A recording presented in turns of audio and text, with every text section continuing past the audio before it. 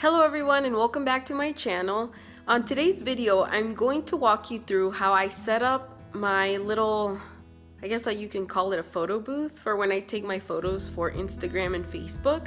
But before I do start, I want to go over a few of the basic things that I got. You definitely don't need any fancy equipment for this. Obviously, as you progress in the future, you can definitely start adding artificial lighting. You can start adding vinyl backgrounds and backdrops, but for now I'm just going to keep it basic to when I started. And I am also going to show you a few of the new things that I have gotten along the way or that were given to me by friends that I now use on my photos. So let's get started. I mentioned that I have a friend that's a photographer, and she was the one that suggested doing these, which is basically using poster board as basically your background. So that creates the quote-unquote white wall, white counter. Lobby, you can definitely get everything at Hobby Lobby or go to Dollar Tree or the dollar store and find it. You know, you don't need to spend a lot of money on this because basically this is it. Literally, this is the trick to get your photos to look the way that they do. The second thing that I do recommend using one of these like foldable tables. I got it at Walmart. I'm not sure, I'll find it on their website and I'll let you know how much it was, but I think it was about, I want to say $30 or $40. You don't need one of these, but it is recommended. You can use anything that is long enough to hold your poster boards. You can even use like a kid's table. If you're lucky and your big window is next to your countertop or is next to a big window, you are so lucky. You can definitely use that and just put your white poster boards on there. The biggest window in my house is in my living room, and that is tip number 3. So you will also need a big window. So if your big window is in your kitchen, if it's the one on the entrance of your home, you can use that. And today, since like I said, my big window is in my living room, I'm going to show you how I set up my table, the poster boards, and where I stand when I take the photos to make them look the way that they do. You need your background, which would be the poster boards. You need something to prop your background on, and you need a big window. As far as camera and taking the photos, the only reason that I bought a professional camera is because at the time my phone was super old, wasn't giving me what I really wanted to see. This is the camera that I invested on when I started taking photos. So it's a Canon PowerShot SX530HS. It was $250. Like I said, you don't need to invest in this. If your phone has, a good quality camera, or even if you just don't even want like a super high quality, you just want your photos to look bright, don't feel like you have to invest a lot of money to get that result. And I'll show you. When we edit it, I'll show you what I mean exactly. A few of the other options that there is, in case, like I mentioned before, if you do want to have a different background instead of just white, like as your countertop, if you want your countertop to look like marble, you also have the option of making your own with I think it's scrapbook paper. I think that's what it's called, like the size of the paper. Basically, what I did when I started, like after I started doing the brighter photos, I decided that I wanted my countertop to look like marble. So I bought 4 pieces of scrapbook paper from Michael's. in marble, and it's pretty old, so I have since upgraded, but this is also an option. And when I do use it, I always just blur that out.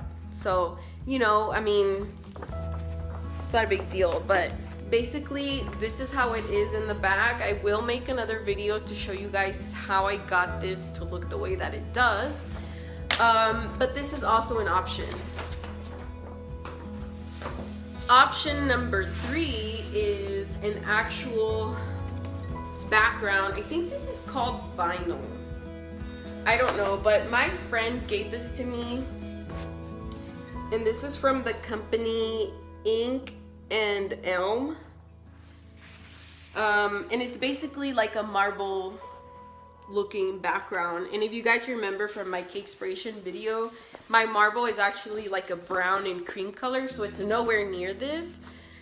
And yeah, so let me just show you now how I set everything up and how I get things to look the way that they do. And you'll also get to see how I edit the photos to make them bright, and just to kind of give you an idea of how, you know, all this really works.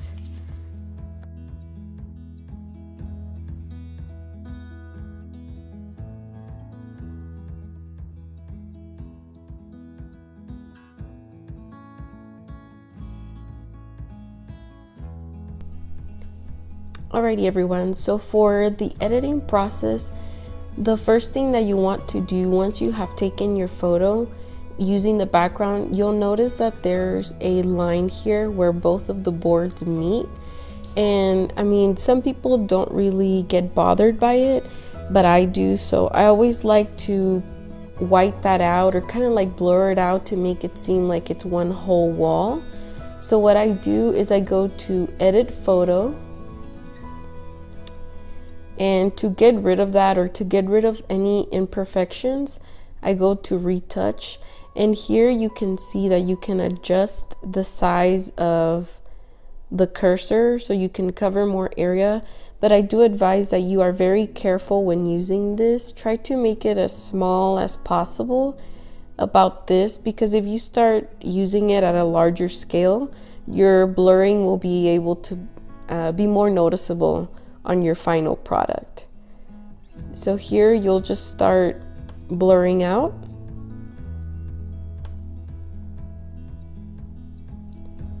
And you can already see the difference on this side. You can still see a bit of that shade from where both of the boards meet, and here it's non-existent anymore. So let's continue.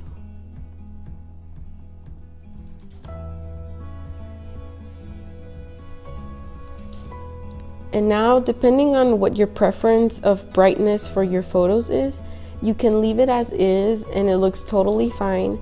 But for my personal preference, I just like to brighten the pictures a little bit more to give them a little bit more of glow, especially when you're trying to blend your Instagram feed or your Facebook page and you're trying to make it look a certain way. You can definitely brighten it a little bit. And like I advised with the blurring here, make sure that if you do change any of these settings, you don't overdo it, because there is a difference between an edited photo and a photo that has been overly edited, if you know what I mean. What we want to do is keep it as natural as possible, given that we did use natural light to photograph our cake, our food, whatever it is that you're using this project for. So let me go ahead and brighten this a little bit to show you the difference. And for my preference, that's enough, because I feel like if I keep brightening the photo, the cake stand will disappear. And if you can notice, it's a crystal cake stand, so it's very easy to lose it when you brighten the photo. And then you'll go ahead and hit done.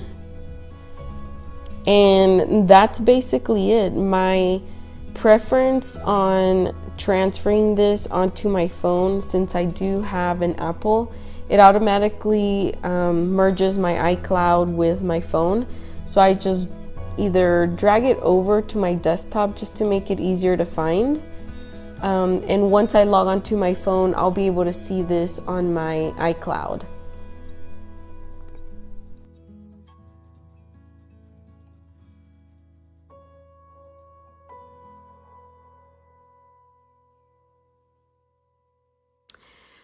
Alrighty, so now that you have watched this video, I hope that it was able to help you, and I hope that I was able to answer a few of the daunting questions in your head. If you still have any more questions, please feel free to leave them in the comments below. And if you're not subscribed to the channel yet, please feel free to subscribe. I do post new videos on topics that I think are a little bit helpful to people that are beginning their business, their baking business, or just to answer things that you might have questions on. And again, thank you so much for watching, and I'll see you in my next video.